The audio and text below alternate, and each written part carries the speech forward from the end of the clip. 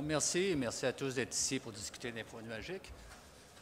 Le titre, c'est les nouvelles tendances. Il y a un message caché dans le titre. C'est essentiellement, je prends pour acquis que l'info nuagique est maintenant une technologie mature. C'est une technologie que beaucoup de monde emploie, une technologie que des compagnies habituellement frileuses dans ce genre de technologie, comme les banques, les compagnies d'assurance utilisent maintenant. Et j'irais même jusqu'à dire qu'il est pratiquement impossible de faire un système d'envergure sans utiliser des technologies de l'info nuagique, même si on ne le nomme pas comme ça. La virtualisation des serveurs, la virtualisation des SAN, la virtualisation des réseaux fait maintenant partie de la panoplie normale d'un architecte. Mais si je dis que l'info nuagique est maintenant mature, voici quelques chiffres pour l'appuyer. IBM, à chaque année, fait des sondages chez ses clients. Et ce sondage-ci a été fait sur plus de 1400 décideurs en TI dans plusieurs pays et plusieurs industries. Ce qui est intéressant, c'est ceci. De 2012 à 2014, l'info nuagique est devenue la tendance forte sur comment faire les systèmes, les informations, les architectures. On peut même dire, si vous regardez ici, que les gens qui ne font pas d'info nuagique sont rendus dans la minorité vraiment basse.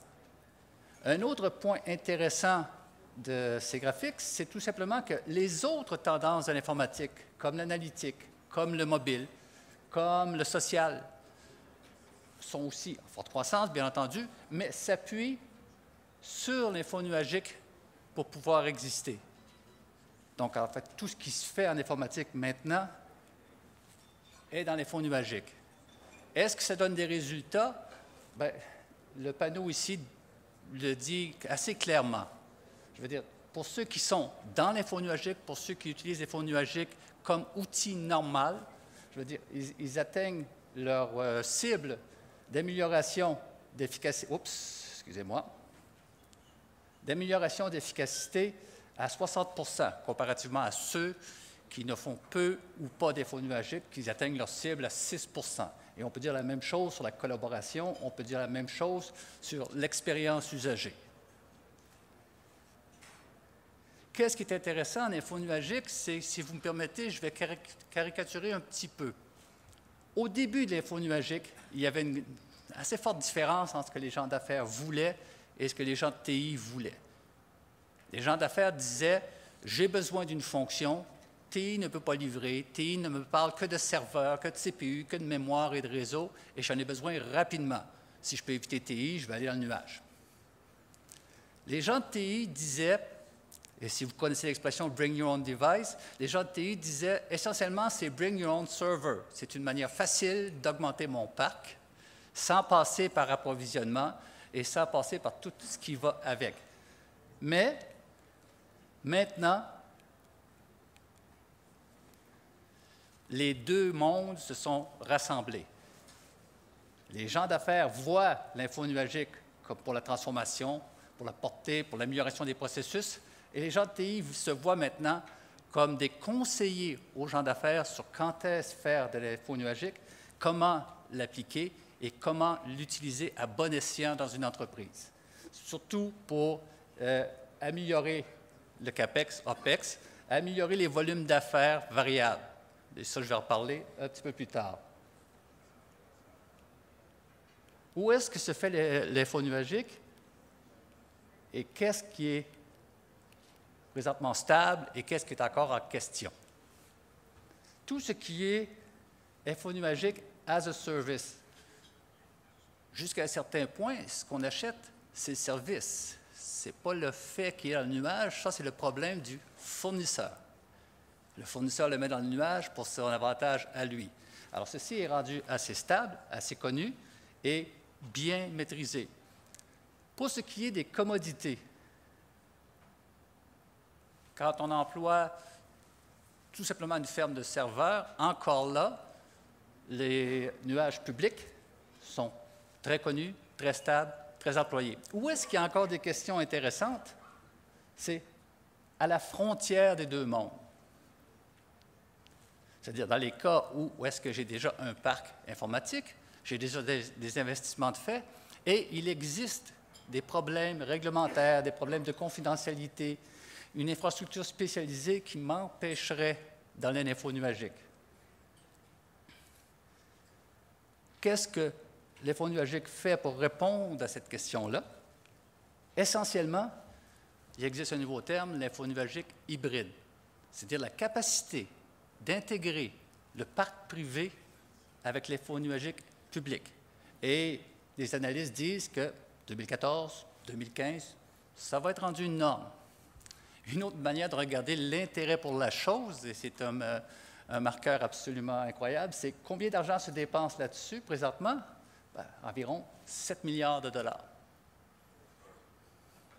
Alors, rapidement, qu'est-ce que c'est l'informatique hybride? C'est la capacité d'utiliser plusieurs technologies, plusieurs environnements, plusieurs points de contrôle, plusieurs interfaces usagées en un tout commun. C'est-à-dire que les avantages de chaque côté sont utilisés. Il y a quelques exemples ici. On peut parler de 2 nuages privés. On peut parler de 2 nuages publics, d'un nuage privé, d'un nuage public, d'un environnement traditionnel et d'un nuage public. Essentiellement, les environnements privés traditionnels n'est pas un défaut en soi. Les environnements privés n'est pas un défaut en soi non plus. Ils ont été très optimisés, ils sont robustes et ils sont sécurisés. Les données sont chez vous. Habituellement, dans un environnement stable, contrôlé, connu, ça peut être la meilleure méthode.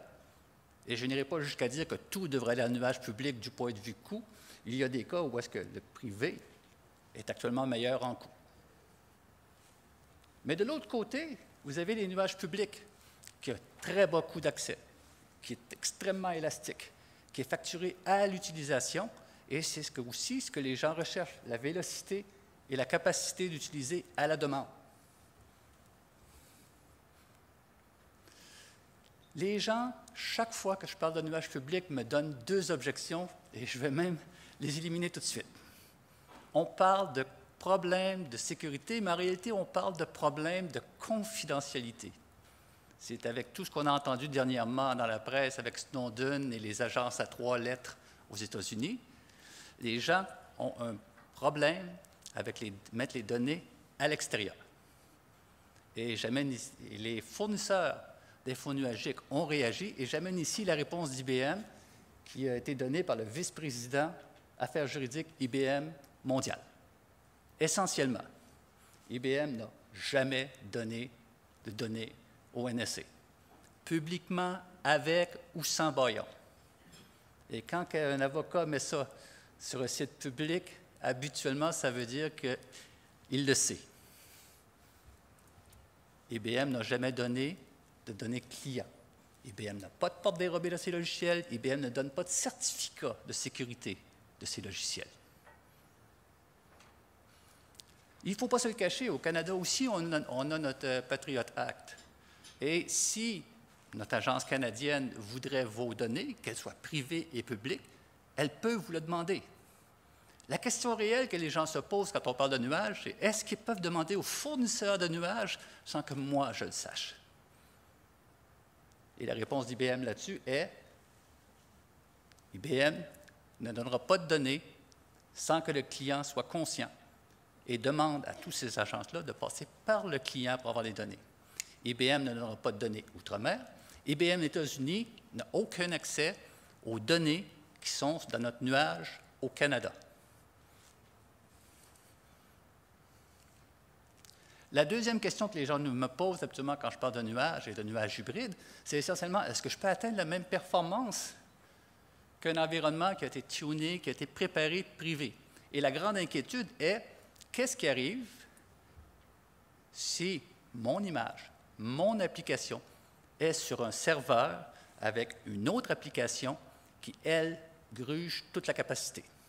Et l'exemple que j'ai ici, c'est un serveur privé, où est-ce que la transaction est extrêmement consistante, et un serveur public, où est-ce que, essentiellement, vous êtes dépendant des autres joueurs sur le même serveur. Bien, je vais vous faire une petite surprise ici. Les 2 chiffres que vous avez là sont dans les nuages d'IBM. Les nuages évoluent, et en particulier IBM dans ses nuages, permet d'avoir des serveurs publics, des serveurs privés et des serveurs, ce qu'on appelle bare metal, c'est-à-dire être essentiellement à vous. Donc, la question de performance, quand je dis « je vais vers le nuage », est essentiellement sous votre contrôle. Mais revenons à la notion de nuage hybride. Pourquoi est-ce qu'on l'utiliserait? Ou quels sont les cas d'utilisation qu'on voit le plus souvent? La première chose, c'est vous avez votre système de base sur lequel vous avez dépensé beaucoup d'argent, qui est stable, qui fonctionne, qui répond aux besoins et qui contient vos données nominatives. Mais vous voulez rendre l'information ou l'accès au système un peu plus public, ce qu'on appelle le system of engagement, et cette partie-là de votre architecture irait dans le nuage, intégré avec votre système privé. Le deuxième cas d'utilisation qu'on voit souvent dans le nuage hybride, c'est la relève en cas de désastre. Donc, la synchronisation des données du système privé à un nuage qui sera activé à la demande et payé à la demande en cas de désastre. Le troisième cas est intéressant parce qu'on parle ici de capacité à un point dans le temps. Les banques, au mois de février, à la période des REER, ont toujours besoin de capacité. Les compagnies qui sont dans les utilités, je pense à Hydro-Québec, Vidéotron et ainsi de suite, leur pointe est au mois de juillet, quand tout le monde déménage et tout le monde demande un changement d'adresse à ces compagnies-là. Un troisième cas intéressant se fait dans le High Performance Computing, le Grid Computing, où est-ce qu'un chercheur peut avoir un parc de serveurs pour un besoin donné et peut demander des capacités supplémentaires pour un problème qui est un peu plus complexe que ce qu'il gère normalement, ou il y a besoin de la réponse plus rapidement. Mais l'exemple le plus connu est quand même l'environnement de développement. Essentiellement, ce qui est production reste privé, mais ce qui est développement va dans le nuage public. Et c'est intéressant parce que la production, pratiquement par définition, est assez stable, mais le développement dépend de vos projets. Ça peut monter 2-3 semaines, le projet est en retard, vous avez besoin de plus de capacité, ça peut monter encore. Le projet est livré, la capacité descend. Et on voit ça énormément dans les nuages hybrides. Mais qu'est-ce qui amène, quels sont les éléments d'architecture qui sont causés par un nuage hybride ou qu'est-ce qu'il y a de spécial dans un nuage hybride? Parce que si j'ai deux nuages, essentiellement, je gère deux environnements, mais ils sont séparés. C'est comme dire, je vais chez A, je vais chez B, et avec tous les problèmes de transfert et de contrôle qui viennent. La particularité du nuage hybride, c'est qu'il y a une capacité d'administration commune, une capacité de déploiement commun et surtout une capacité de synchroniser les données entre le nuage et entre les nuages ou le nuage et le privé. Et le nombre de données qu'on voit ici est absolument effrayant. Là, on ne parle plus tout simplement de dire « je transfère un nom, une adresse », je transfère des banques de données complètes, je transfère des métadatas, je transfère des images, je transfère des environnements, je transfère des certificats qui doivent réellement être synchronisés. Donc, c'est les deux caractéristiques du nuage hybride. Commençons par le premier.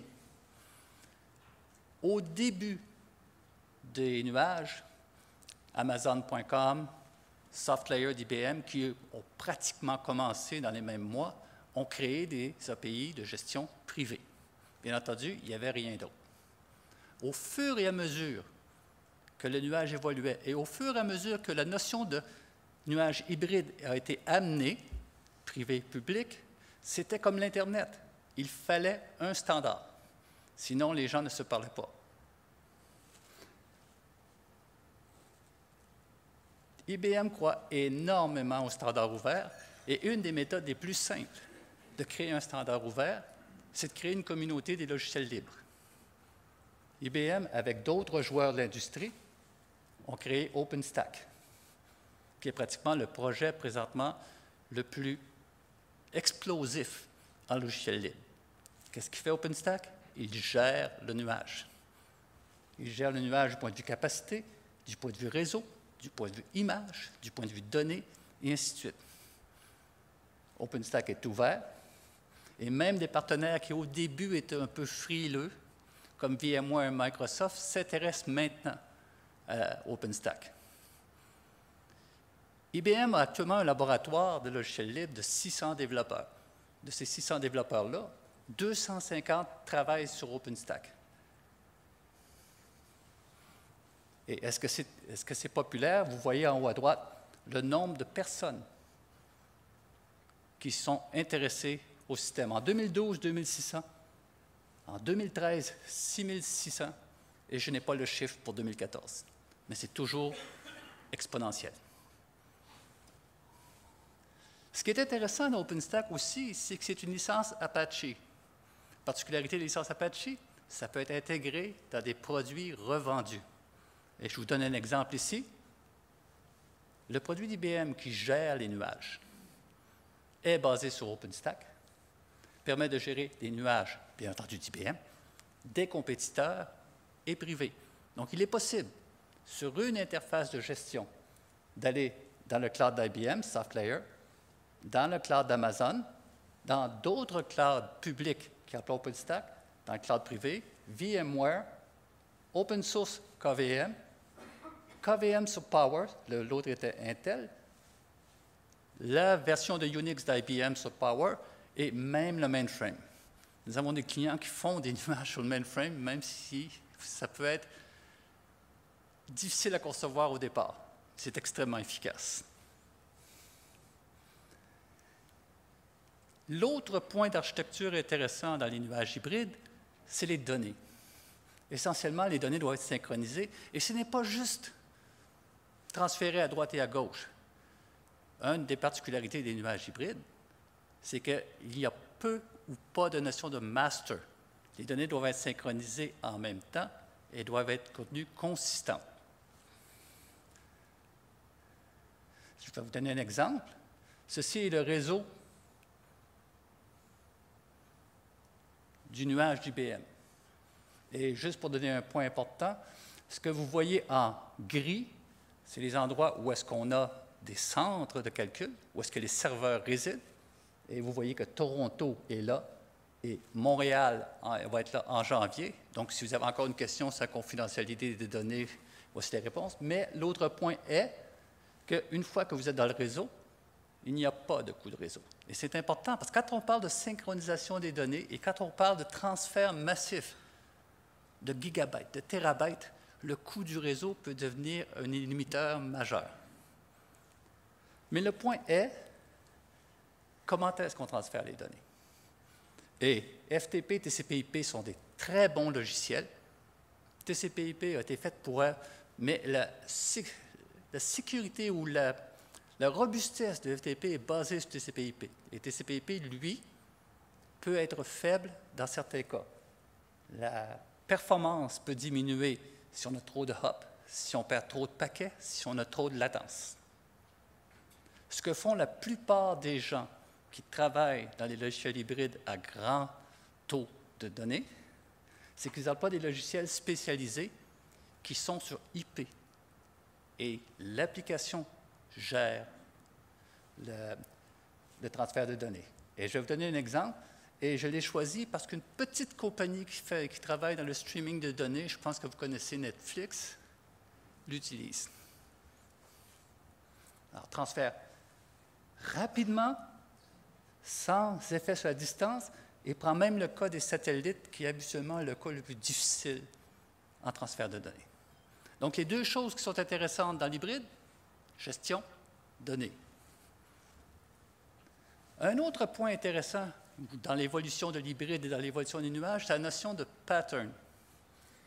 Essentiellement, je pense que vous avez tous été là, quelqu'un a une idée dans les lignes d'affaires et fait un petit dessin sur un napkin avec 2 boîtes et une flèche. Il dit, oh, c'est rien que 2 boîtes puis une flèche. Comment est-ce que ça peut être compliqué? 3 semaines, n'est-ce pas? Ben, du point de vue technologique, c'est beaucoup plus compliqué que ça. On parle de serveurs, on parle de configuration entre les serveurs, on parle de serveurs secondaires, caching, LDAP, et on parle de banque de données. Et là, il peut arriver 2 choses. Le projet ne fonctionne pas ou n'est pas populaire, et là, vous avez dépassé votre argent pour rien. Ou le projet est populaire, et là, il arrive ceci. Vous devez recommencer parce que vous devez reconfigurer. Ça serait intéressant si on serait capable de prendre un napkin, le scanner, prendre toute l'intelligence que les gens ont sur comment configurer ce pattern-là et l'utiliser dans le nuage. Et c'est essentiellement ce qu'est la proposition du pattern. Un exemple, la même application, et vous voyez que ça ressemble énormément à un napkin, où est-ce que toute l'intelligence est dans la définition de l'application. Et où est-ce que l'intelligence, par exemple, de performance est dans l'application. Par exemple, ici, si mon temps-réponse commence à ralentir, j'ajoute des serveurs. Mon temps-réponse est bon, je diminue les serveurs. Et tout ça est dans le pattern. Et c'est une des nouvelles évolutions qu'on voit dans les faux nuagiques. Bien entendu, ce ne serait pas intéressant si ce serait une technologie propriétaire. Ce que je vous ai montré avant, c'était la technologie IBM. Mais il existe des standards dans le sujet, Oasis, Tosca, et il existe des standards sur OpenStack qui permettent d'utiliser cette technologie-là. Et qu'est-ce que ça fait? Ça gère toute l'orchestration sur comment monter les serveurs, comment gérer les serveurs, comment augmenter la charge aux besoins, et ainsi de suite. Ça gère bien entendu le pattern et ça a tous les agents nécessaires pour pouvoir recevoir de l'information et réagir à la demande. Troisième sujet, qui est une tendance lourde dans l'évolution de l'info nuagique. La méthode de développement change. Traditionnellement, on avait du test, déploiement, mise en production, d'une manière assez monolithique. On a beau dire qu'on fait du client-serveur et tout ça, c'est quand même monolithique. L'application parle à une banque de données et la banque de données elle-même est habituellement le goulot d'étranglement du système. Et si on veut scaler, on scale vertical sur la banque de données. Et l'application est homogène. Il y a peut-être un ou deux langages, une banque de données, et ainsi de suite. Mais qu'est-ce qu'on voit sur les applications d'Internet? L'application en soi n'est que la couche d'intégration pour permettre d'assembler des services et les présenter aux clients. Donc, ça se fait par des personnes indépendantes, ça se fait par capacité horizontale, et surtout, c'est un système polyglotte. Chaque service a son langage, chaque service a sa manière de travailler, et ainsi de suite. Qu'est-ce qui change? C'est que l'architecture des applications, qui décide de l'architecture de l'application, bouge. Traditionnellement, on avait l'architecte senior de la compagnie qui décidait ça va être fait avec tel outil, ça va être fait avec tel système, ça va être fait avec telle banque de données, et ainsi de suite. Et ce n'est pas pour dire que ce n'était pas bon. Avant l'info nuagique, il fallait considérer le coût de l'erreur. Et c'est pour ça qu'on faisait des études qui duraient 2-3 mois et qui ne livraient que du papier. Si je me trompe, j'ai acheté des serveurs, j'ai acheté des logiciels, j'ai acheté des milliers de dollars pour rien. Avec l'info nuagique, quel est le coût de l'erreur? Une semaine de serveur sur nuage public. Bon, on apprend et on recommence. Et c'est pour ça que le centre de gravité de la décision de la technologie a été beaucoup plus vers le développeur. Et le choix de technologie qu'il emploie est décidé sur les API qu'il va employer et, grosse tendance, sur les logiciels libres.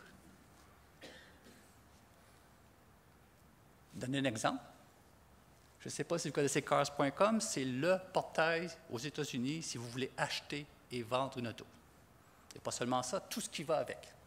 Avoir les licences, avoir l'assurance, et ainsi de suite. Ce portail-là, en réalité, il y a très peu de code dans le portail. C'est un assemblage de services. IBM pour la communication, et ainsi de suite. Un API d'une compagnie d'assurance pour avoir l'assurance de l'auto, une compagnie d'une banque pour avoir le prêt, une liste de revendeurs d'auto pour avoir la disponibilité et le bon vieux Google pour savoir où est l'auto. Et c'est maintenant le nouveau modèle des applications qui se font dans le nuage. ça arrive à quelque chose qui est assez nouveau, c'est ce qu'on appelle l'économie de l'API. Les gens se sont très vite aperçus qu'il y avait de l'argent à faire avec les API. Ou d'une autre manière, c'est une manière d'amener les développeurs à mon site et avoir plus d'usagers. Ça a commencé assez doucement, vers 2002-2003, pour arriver à maintenant, environ 10 000, 11 000 API disponibles. Et il y a une vente énorme, il y a du marketing énorme pour chaque compagnie qui offre un API pour que les développeurs l'emploient, pour que les usagers l'emploient et que le fournisseur en profite. Et ça va continuer. On prévoit 30 000 API en 2016. Et ça, c'est seulement les API connus. Il y a aussi une économie noire dans les API. C'est une compagnie qui fournit une API, mais seulement à ses partenaires. Et c'est pratiquement aussi gros que l'API qu'on voit maintenant. Alors, les applications modernes sur le web, sur le nuage, utilisent énormément d'API. Ça veut dire que le mode de développement change. Je vais juste donner un petit exemple ici, le nuage IBM, combien il y a d'API, puis qu'est-ce qu'ils font. Mais le mode de développement change. Les outils de développement et la manière dont les gens l'emploient, eux-mêmes ont été sur le nuage. Parce que ça ne sert à rien d'avoir un environnement rapide, des API rapides, s'il faut que j'attende 2 semaines pour avoir le serveur pour tester mon idée. Donc maintenant, sur le nuage, on voit plusieurs environnements où est-ce qu'on peut intégrer plusieurs technologies en même temps, libres, propriétaires, et ainsi de suite. L'exemple que je vous donne, c'est celui d'IBM, Bluemix, qui lui-même est basé sur CloudForge. Cloud Foundry, excusez-moi. Ce sont essentiellement les 4 points d'évolution qu'on voit dans l'info nuagique. On arrive à un point où est-ce que l'info nuagique s'intègre, l'info nuagique est normale, l'info nuagique amène des problèmes, ces problèmes sont réglés, et l'info nuagique amène une nouvelle manière de penser à l'architecture et de penser au développement. Et ça ne fait que continuer. Et sur ce point, merci, et je suis ouvert à toute question.